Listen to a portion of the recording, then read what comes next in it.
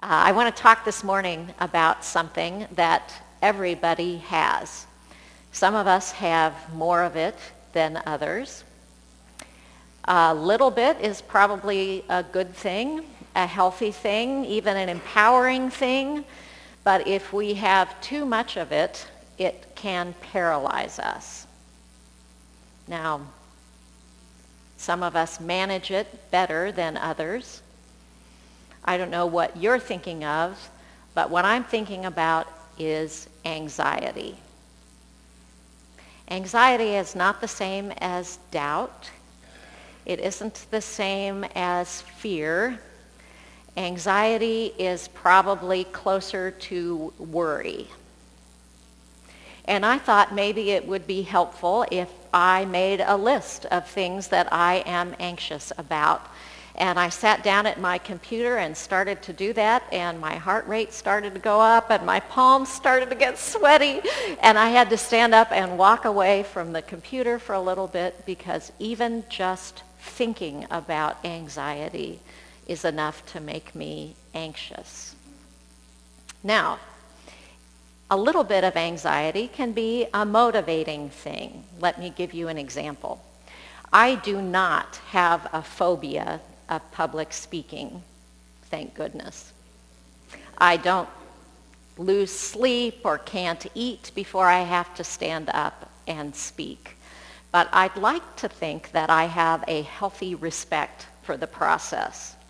And that causes me to prepare the best that I can. Because I'm not scared of public speaking, but I would be terrified to get up here if I hadn't prepared.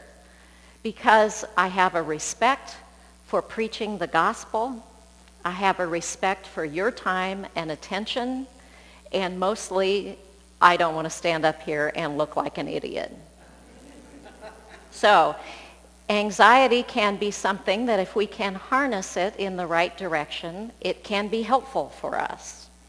But sometimes our anxiety about a problem can get bigger than the problem itself. Most of you are probably familiar with this story from the book of Matthew about Jesus walking on the water. You have probably even heard jokes about this story, and maybe one about Jesus going golfing and Jesus thinking he's Arnold Palmer. If you want to hear that joke, you'll have to talk to Bruce Barwick, because all I'm telling you is the punchline. That was it. This gospel account is a miraculous story, but I think its power for us lies in the fact that we are most likely to identify with Peter, who is the disciple in the boat, more than we identify with Jesus or even Arnold Palmer. So let me review this story. I want to highlight some details that you might not remember. This happens immediately after Jesus had taken 5 loaves and 2 fish and fed 5,000 men plus women and children. They are out in the wilderness, and he makes the disciples get into the boat to go across the Sea of Galilee. Now, the fact that Jesus made them get in the boat does not seem to have created too much anxiety for the disciples. Several of these disciples are fishermen, including Peter. Sea of Galilee are the waters that they grew up fishing, and they have spent many nights fishing through the night, so they're used to negotiating these waters in the dark. The Sea of Galilee is about 64 miles square, which means it's roughly the size of Washington, D.C. The area that they have to row across is about 6 miles across. So even though they're going to be out in the middle of the night, this shouldn't be too difficult. Now, Matthew, who was a tax collector, might have been looking for Dramamine before he got into the boat.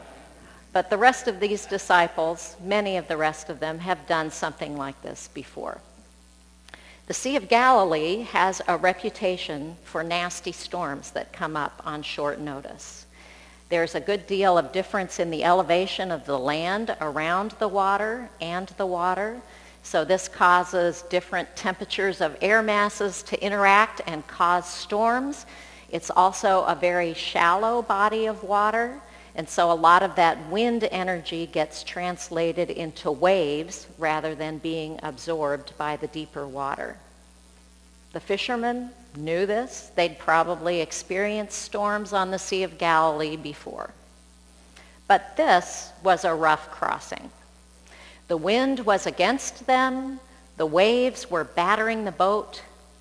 But what really terrified the disciples was seeing Jesus in the middle of the night, walking across the middle of the lake in the middle of the storm.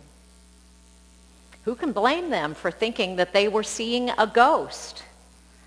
But Jesus immediately speaks to them and says, "Take heart, don't be afraid, it is I." And Peter says, "Lord, if it is you, command me to walk to you across the waves." At which point I have to stop the narrative and ask, what is Peter thinking? Of all of the things that you could think when you're in the middle of the night, in the middle of the lake, in the middle of the storm, what would you say to Jesus? Maybe, "Hey, get in the boat with us. You'll catch your death out there." Or, "Jesus, could you calm this storm for us? We're dying out here." But Peter says, "Jesus, command me to come to you on the water." And Jesus says, "Come." And Peter gets out of the boat and walks on the water for a little while. And then he starts to sink and calls out to Jesus to save him. Jesus must have been right in arm's reach, because Jesus reaches out, catches Peter's hand, and says, "You of little faith, why did you doubt?" And this is the part of the story which is fascinating to me. Because when Jesus pulls Peter out of the water, where are they standing? They're not back in the boat. Peter is standing next to Jesus on the water, in the middle of the night, in the middle of the lake, in the middle of a storm. What did Peter doubt that made him sink? Let's go back to those comments at the beginning about anxiety. I think it's normal and entirely appropriate to feel fear if you're out in a boat in the middle of the night, in the middle of the lake, in the middle of a storm. And it is probably appropriate to feel terror if you see somebody walking across the lake and you're convinced that it's a ghost. Peter seems pretty confident that it's Jesus. And it's Jesus who says to him, "Come," across the water. Peter doesn't doubt that it's Jesus. Peter doesn't doubt that Jesus has the power to stand on the water. Peter doesn't doubt that Jesus is the Son of God. He just saw him feed more than 5,000 people with 5 loaves and 2 fishes. So what does Peter doubt? I think what Peter doubts is Peter. And for good reason. Peter had fished on these waters for years. I am pretty sure he had never walked on the lake before. And I don't think he ever did it afterward. But as long as he was with Jesus, and only when he was with Jesus, he could stand.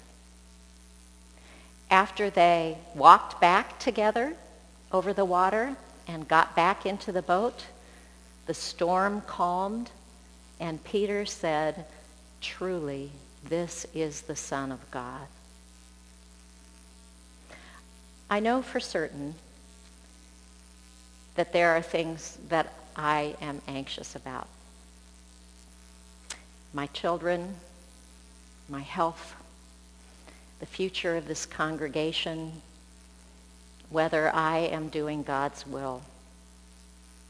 I'm sure you can relate to these things. You can probably add some of your own. Retirement, North Korea, racial violence. I could go on and on. I do not doubt that Jesus is the Son of God, but I still have anxiety, mostly about things that I cannot even see. And even sometimes when we know that Jesus is just nearby and can save us, we still feel like we're sinking. I don't think the solution is to stay in the boat, whatever happens. Those winds are battering the boat too. Although I think it's crazy, I admire Peter's willingness to step out of the boat and walk toward Jesus. I think Peter came to a deeper understanding of Jesus Christ as the Son of God. And I think Peter learned some things about himself too. Most importantly, when you're out in the middle of the night, in the middle of the lake, in the middle of a storm, it's good to know who can save you. We might be able to stand on our own for a while, but we're bound to get swamped by the waves of anxiety and self-doubt. And the wind and the water is out of our control. Remember, Jesus reaches out for Peter and pulls him up onto the water while they are still in the middle of the lake, in the middle of a storm. That is a great promise that we can hold on to. Jesus doesn't save us by protecting us from the storm, or by stopping the storm, or by making the sun come out at midnight. It's by catching us in the middle of wherever we are and standing there with us until it's safe to get back. It's when we acknowledge that we can't do this by ourselves, that only Jesus can save us, that we can stand for long enough to make our way back to the boat. This Sunday, we have the opportunity of having the service of anointing. If you feel the need to be anointed because the waves are high and you feel like you're rowing into the wind and you are being battered or distracted by things you cannot see and cannot control, this is a time that you can come forward and this community of faith will surround you with prayer. You do not have to come forward in order to be in prayer for your brothers and sisters, in order to hold up whatever concerns or cares you have for yourself that you would want God to pray for. This is your opportunity to reach out and let Jesus take your hand and pull you up. So while we sing our final hymn, I'm going to invite anybody who would like to come forward for anointing. And then after that, after those people have been anointed, we'll invite you to come forward and lay hands on them to pray for them. And then I will invite our brother Hassan to come up, and he will be anointed for commissioning into God's service, for commissioning into the service that he has been in for God for the past years of his life. We will be commissioning him and blessing him for his work at Bethany Seminary. Hassan will be studying peace studies with the intent of returning to Nigeria to minister there to people who have been battered in body and spirit. And we will be praying that Hassan's family, his wife Donatu, and sons can join him in Richmond, Indiana. And I thank you for your prayers and support and for the contributions you have made to set up Hassan's apartment there. He will be leaving next Saturday, the 19th, and so we will send him forth with our prayers and blessings. So now, brothers and sisters, we will sing our final hymn. If you would like to be anointed, please come forward.